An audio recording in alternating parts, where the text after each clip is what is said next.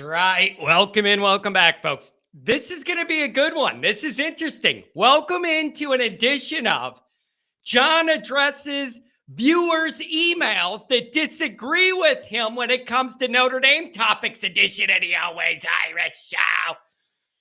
As always, you can find the program on YouTube. Do it. Subscribe if you haven't yet. I don't know what you're doing. I know some of you are here every day and you refuse to hit subscribe. I don't understand it. Give the video a thumbs up. That helps me as well. Notifications on that way. You're alerted every time a new episode drops. I know you don't want to miss it. Twitter, search for Always Irish Rat. Always Irish Inc. Emails, alwaysirishnd@gmail.com. Audio only anywhere you want me. You can locate me to call-in lines.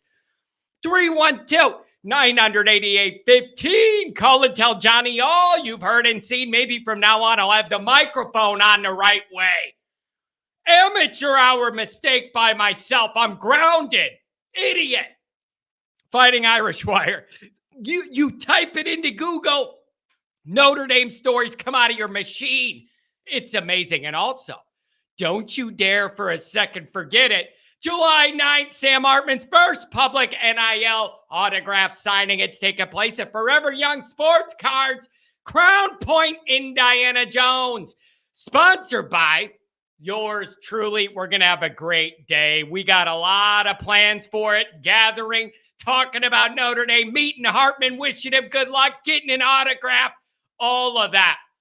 Visit foreveryoungsportscards.com for further details and ticketing informations. All right. Here's the deal. I have returned from vacation. It's a little chaotic when you're out of your routine for a week, whatever. And I'm getting caught up with some of my emails and direct messages from you to people, the Irish Nation, the reason I do this show. And there's some people who strongly disagree with some of my recent takes, whether it be on a stream or just a video I put out or in response to an article on USA Today, Irish Wire, whatever it is. There's some people that disagree with some of my takes, and then they reach out to me privately and share their beef. Now, some of these people do so in a very respectful way. John, I've been a long-time listener. I like the way you do things. However, I have a philosophical disagreement with you here, and here. Other people aren't so tactful and let me know rather aggressively what they think of me and my thoughts and certain people around Notre Dame and all this. But it's very, very interesting to see. And really, it's a beautiful thing. We're in the middle of the dog days of summer, and we all care this much. You don't have to agree with me. As long as at the end of the day, we both have the same goal and Notre Dame winning and making us proud, then we're on the same team. We may disagree with how to get there, but we all have the same goals in mind. That is the point of this show. So here's my thought on this. It would be really lame of me to say, oh, I'm the guy who does this show and I have a call-in line because I want to hear from you guys. I want you to chat and I put it up to hear from you, the fan's voice and all that stuff. Well, that's all BS. If I don't address people that disagree with me, then that's all just BS. And I'm not going to BS you guys. I never have and I never will. But I'm not allowed to sit here and say, this is the fans' Notre Dame show. It ain't just about you listening to what John says and then that's it. And if you disagree with me, you're an idiot. Like, I want to hear from you guys. I want to hear where you disagree. Now, there are obviously levels to this. Let me address that. You saying, John, I philosophically disagree with you on how Notre Dame's going to accomplish X, Y, and Z or this or that and look at it a different way. You know, I respect your opinion, but I see it different. That's different than somebody that's just trolling to troll. You know they don't have good intentions. They never have anything positive to say. They're crapping on me, crapping on Notre Dame, crapping on everybody. Those are not the same. So I am giving the attention to people that genuinely have a philosophical point that I can tell is from a place of well-meaning, not to be demeaning, if that makes sense. And I'm happy to honor those. And so that's what we're going to do today. I'm going to go over some of these juicy ones, some of the good points where people have pushed back on me. And I'm going to kind of highlight their messages and then we'll talk about where we fall on it. All right. This should be interesting. And I want you guys all to feel free to do this. If you disagree with me, email me, tell me why. If you think you're well-spoken enough that your disagreements deserve their own show, let me know. I'll send you the link, put you on video, and we could debate stuff. We could do that. But it's got to be good. You got to be able to talk, present your arguments. I can't put on, if you're brain dead, I can't put you on the air and have you struggling to communicate. But if you think you have that in you, I'll give you your own show. We'll figure out a 20-minute segment and we'll record it and I'll chop it up just for you. I'm here for you guys. And I'm not here. If you're not here, this show wouldn't exist. So I owe that to you. Let's get into this. Here's number one. And these are private emails to me. I'm not going to reveal the names. The first few come from a guy Pat argues with every week. So if you're a regular listener, especially on Saturday nights, you'll probably know. But I'm not going with the full names because these were private emails to me. So I could go over what they're about, but I'm not comfortable giving the full names. So number one is the issue of the Goog and the football facilities being out of date, need renovation at the Goog, need a new building, need new office space, more training space, more everything, basically. And the whole discussion about Notre Dame being behind in facilities and the Goog and the football stuff and the amenities we present to our players and recruits compared to other places around the country. The discussion of us being behind going all the way back to where 4 or 5 years ago, Kelly wanted renovations to the Goog and we're still not there. So this is not a new age thing. These issues have persisted for a while. And of all the things I disagree with Kelly about, I do agree with him that the football team deserves some modern amenities commensurate with top 10 programs around the country. Doesn't have to be an Emerald Castle, but it shouldn't be where Brian Polian's giving interviews saying it got to the point where we didn't even have anywhere for our staff to work. They didn't even have offices for these people. It should never be to that level. Something just happened. My light broke. Something happened over here. I don't know what it is. Oh, well, whatever.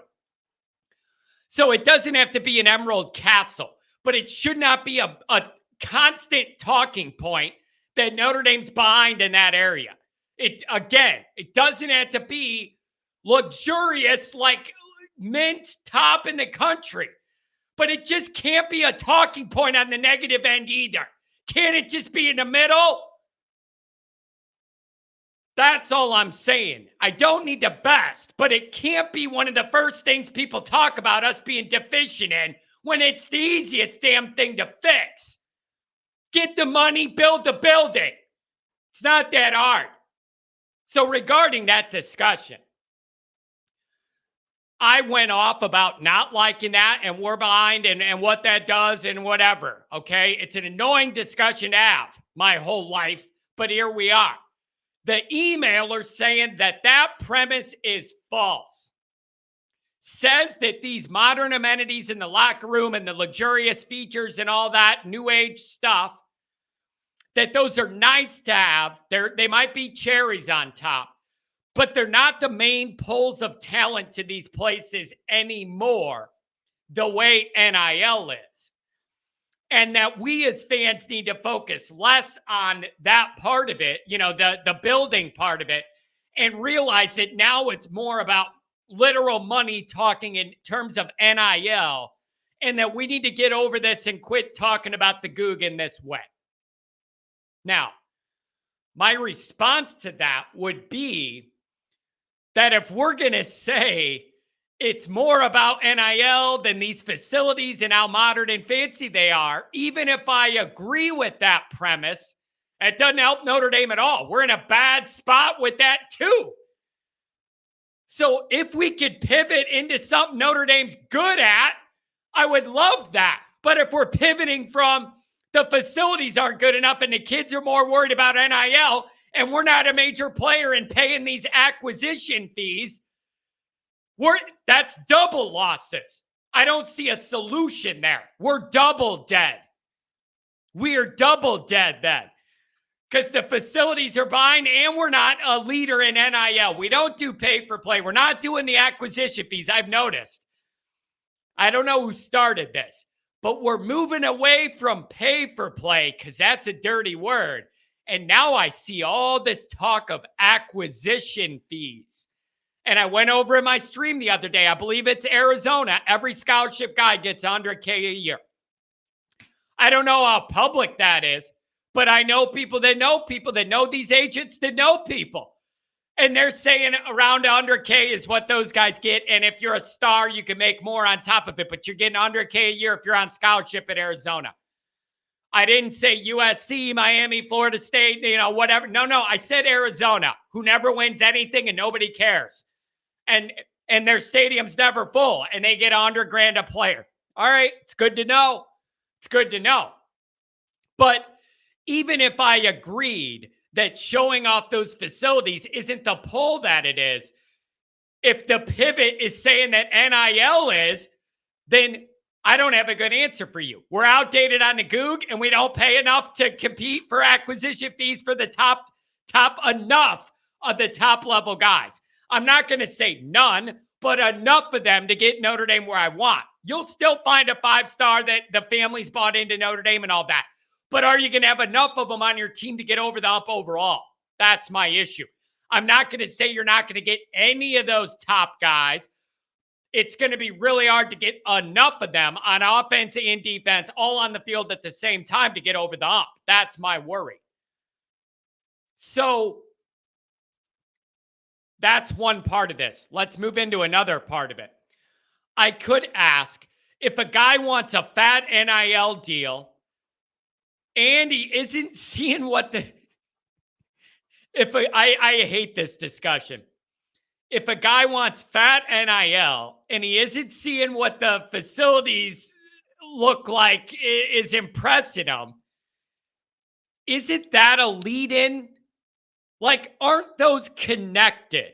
If I was a recruit, I feel like I would maybe judge those amenities and the facilities looking at how far that school's willing to go to take care and spoil the football players.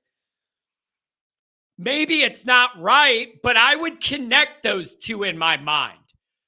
And maybe they're totally disconnected, but it's logical to me to think that if I'm a recruit and I'm visiting this luxurious, fancy locker room and everything, I'm going to think NIL money's going to match that and be pretty good.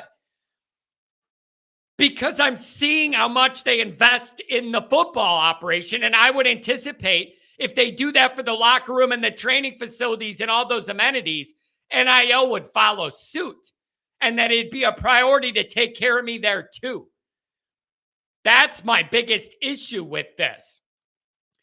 Even if those facilities don't directly hurt recruiting, knowing our facilities are outdated and have been forever makes me mad. It's a practical indicator of how serious your school is about football. Being behind or considered behind by the fan base and other coaches that have been here and then went other places is insulting to me. It's insulting to me. That is an easy thing Notre Dame could do to just try and make a little bit of difference to show we're invested in football. That's all. And I don't think that's asking for too much. Again, I don't need an ivory tower, but this has been an issue way when BK was here a long time ago. So this isn't like me having high standards. Every 2 years, you got to bulldoze the building and build a fancier tower. I'm not that fancy of a guy, all right? But when everybody acknowledges you're behind compared to the people you're trying to beat on the field and in recruiting, it's time to address the issue. But I don't think it's outrageous for me to suggest that if I'm a recruit, in my mind, I'm going to correlate how fancy and nice and modern all those football things are and see it line up with NIL. Again, those physical things are a representation visually, practically, They're indicators of how serious your school is about football. Being even the perception that we're this far behind and all that is an insult to me and the football program and Freeman and Kelly, everybody who came here before. There's no reason a place like Notre Dame should be considered behind the times when it comes to building a facility. You don't have to break your morals and do pay for play and let guys in that can't read. You don't have to do any of that to build a nice modern building all those guys love being in and want to show off. That's like the lowest thing Notre Dame could do. That lowest hanging fruit, easiest thing you could do to just try and help it out a little bit. I'm not saying magically you build a new football building and we're going to get every 5-star. I'm not saying that. I'm just saying nobody could tell me it's good that the national perception on this is that you're way behind. You could argue it's neutral. You can't argue to me it's good. And that's an easy thing to fix. So that's my issue with that. If we're saying it's not as big of a pull anymore and it's more about the NIL, well, then we're 0 for 2 because we're not elite at that either. And they have no interest in being. We're not doing pay for play, acquisition fees, whatever. So it's just get modern, man. Just get modern. It's an insult to me. It just feels like another practical way Notre Dame's top brass tells you not a big priority being elite of football. That's a very practical way for me to interpret that. Sorry. Number 2, same emailer pushing back on me saying I don't want to be doing the transfer quarterback thing often. All right? And I've been saying at some point, don't you want to hitch your wagon to like a young upcoming star like Carr? Maybe develop that guy a few years, let him develop a rapport and some rhythm and chemistry with the other young talent. And then maybe for a few years, you can enter August camp knowing exactly what you had and what he's capable of, what you hope to get better at. All these guys play together for a few years. And I've been saying at some point, don't you want Notre Dame to do that? And this guy's saying to me, John, you're getting a little out of date here with your old head. And you're a little out of date. They're saying that the modern way with the no sit-out transfer is bringing in those transfer quarterbacks. It's not going away. Notre Dame should keep playing that game. Evidence that this gentleman suggests to support his cause is nearly every, if not every team in the Pac-12 is going to start a transfer quarterback that won there the last year.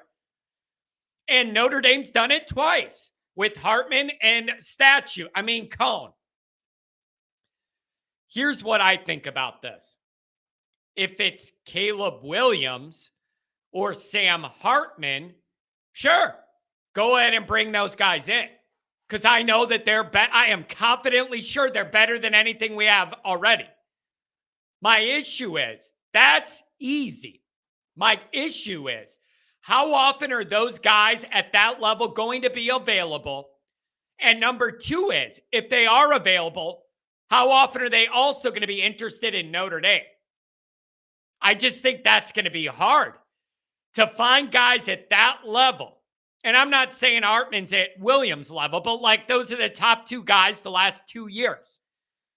So if those guys are available and interested in Notre Dame, sure.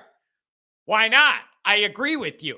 And you're trying to win big right away. And those guys are clearly, demonstratively better than anything proven in your building. Then go for it. But what happens when that isn't available to you? Then what? What happens? Here's the other thing. It has to be a guy that's a clear upgrade over the in-house.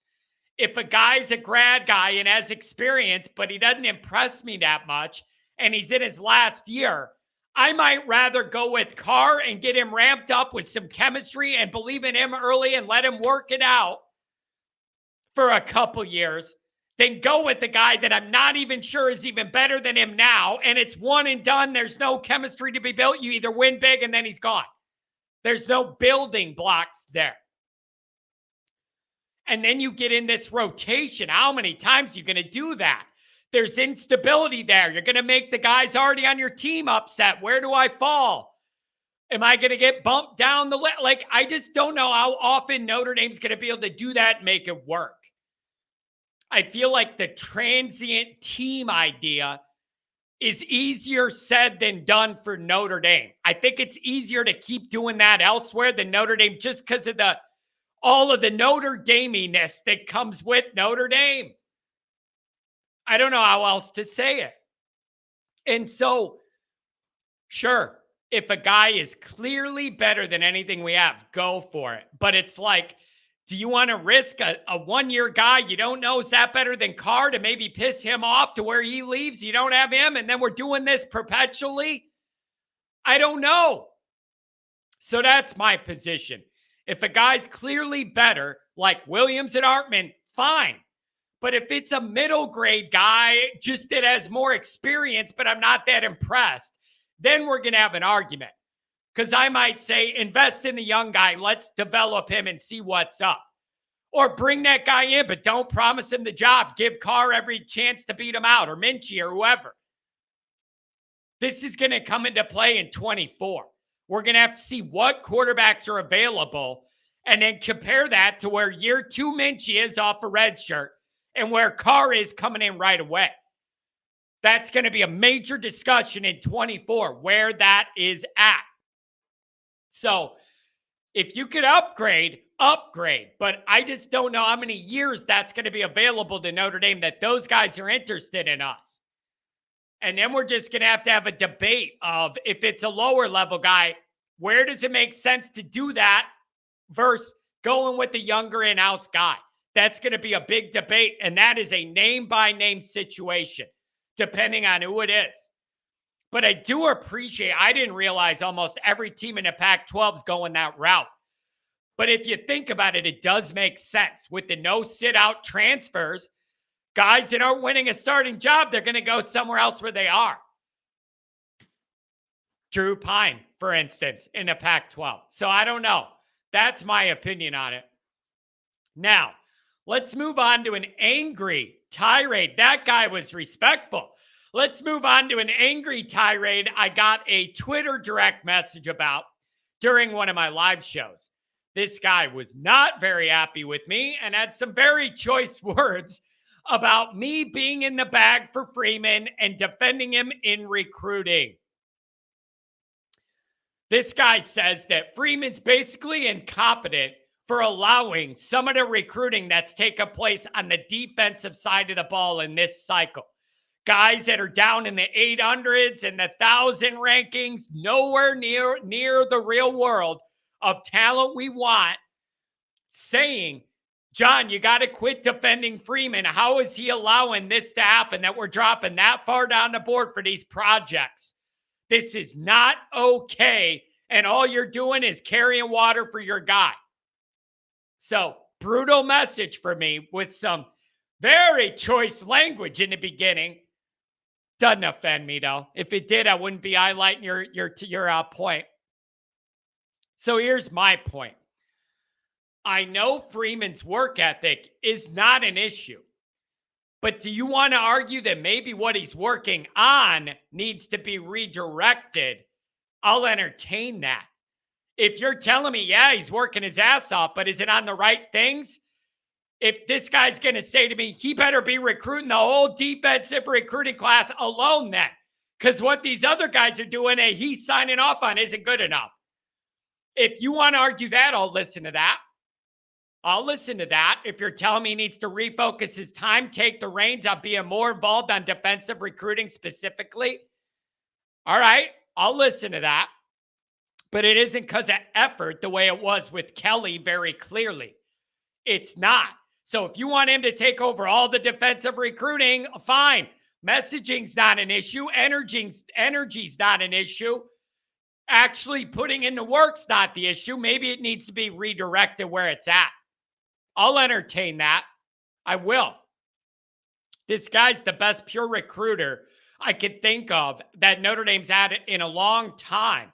in terms of energy, vibe, messaging, effort. He's just severely limited by the constraints at Notre Dame. And I don't know how you solve that issue. Now, I know there's room in the middle, like between recruiting 1,000 ranked player and a top 5 gem with an acquisition fee. I realize there's a lot of room in the middle. But I don't know how you solve the issue of guys that like Notre Dame, like Freeman, want to be here. But then it comes down to tons of money or not a lot of money. How do you expect Freeman to overcome that issue? Magic? A magic Irish shillelagh? How do you expect Freeman to overcome that issue? I love Notre Dame. I love you. I want to be here. They're offering me a lot of money, though. Can you match it? He's got to say no. How in the hell do you want Freeman to resolve that problem? I'm open to answers because I'm sitting here up at night worried about it. How do you want him to overcome that? He does a great job selling everything, and it comes down to that. And he can't offer it. What do you want him to do then? Magic? Oh, 4 for 40. The guy's saying, I'm going 3 for 30. 3 years and $30 million in the league. Stick your 4 for 40. I'm going for 3 for 3. 3 for $3 million signing bonus in the NFL in 3 years. 4 for 40 isn't cutting it for guys that don't plan on being here 4 years anyways. So I don't know how you resolve that. I just don't. So that's a tough one. There's certain things Freeman just can't overcome. Maybe it comes down to he's got to fire some people after this year that aren't recruiting well enough. Fine. Go for it. Have standards. Do it. If you want to do that, fine. But out of Freeman personally, I don't know what else you want him to do on that top end when we're not paying. I don't know how you want him to resolve that. So maybe you need to fire the people recruiting these guys in the 800s or whatever. Find a guy better at mining talent interested in us. I don't know. The final point here is one that I go over about saying Notre Dame better be careful they don't run Freeman off if they don't give him what he needs to get this going. And I'm getting some pushback of people saying, what has Freeman proven that anybody else would want him on an elite level? Like Ohio State's the big one because of that connection, and they're not happy with Ryan Day losing to Michigan and all that. And so that's an obvious one, but anybody else? So some people are saying, John, where the hell's Freeman going? What's he proven to make other teams want him? Very fair point. This could go a few ways. One, if he starts getting better results and a little better talent at Notre Dame, he could stay and love Notre Dame. Things are going fine. He feels supported. The on-field product's getting better.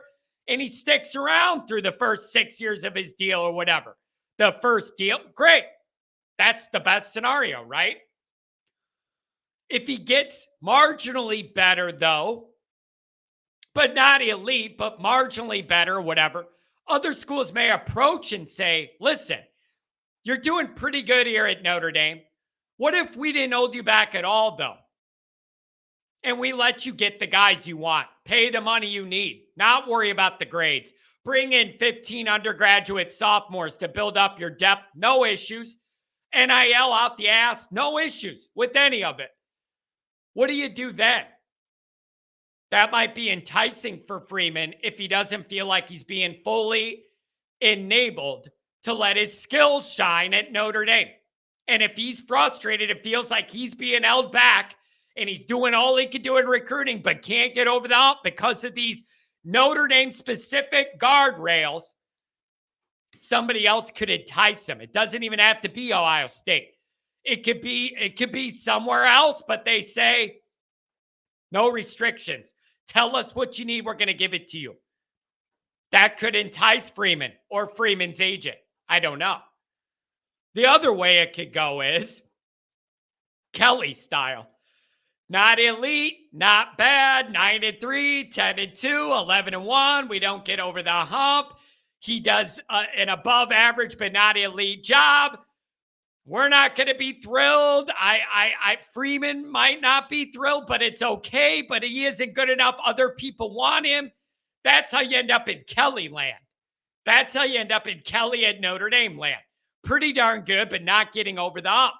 That's not why Freeman's here. He came here to get it over the hump. My argument would be you can't expect him to get over the hump and not give him what he needs to get over the hump. You're asking the guy to do magic. If you expect elite and you don't give him tools to be able to get there, you're setting everybody up to fail and be frustrated then.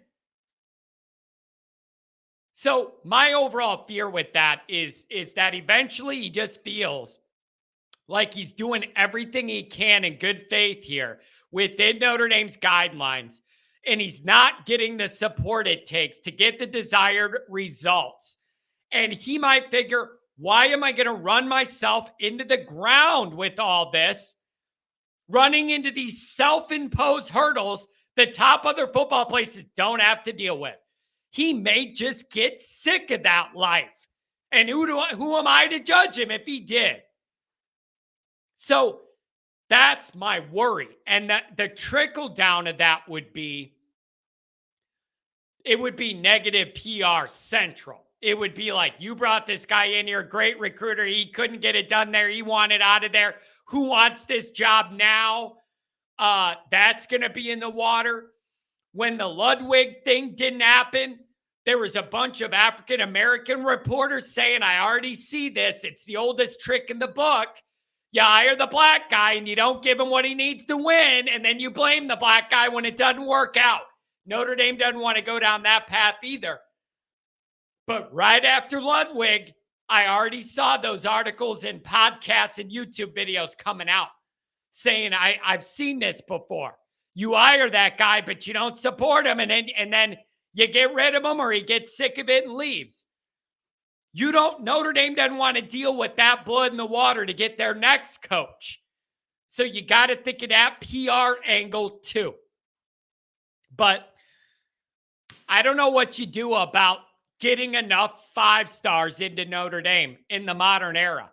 If you're not able to offer what they are, and the 4 for $40 doesn't sell like it used to because these guys don't even want to be there 4 years if it all works out. I don't know how you get out of that. And that's what keeps me up at night. So I don't know, you guys. But that's what I wanted to go over. Really good thoughts by these people. Let me know if they're right, if I'm right, if it's in the middle. What do you guys think about this? And I'll offer this. Anybody, email me this kind of stuff as much as you want, and I'll address it if it's well thought out. Always irishnd@gmail.com. But let me know. Am I off on this? Am I on these? Where are we at? Let me know.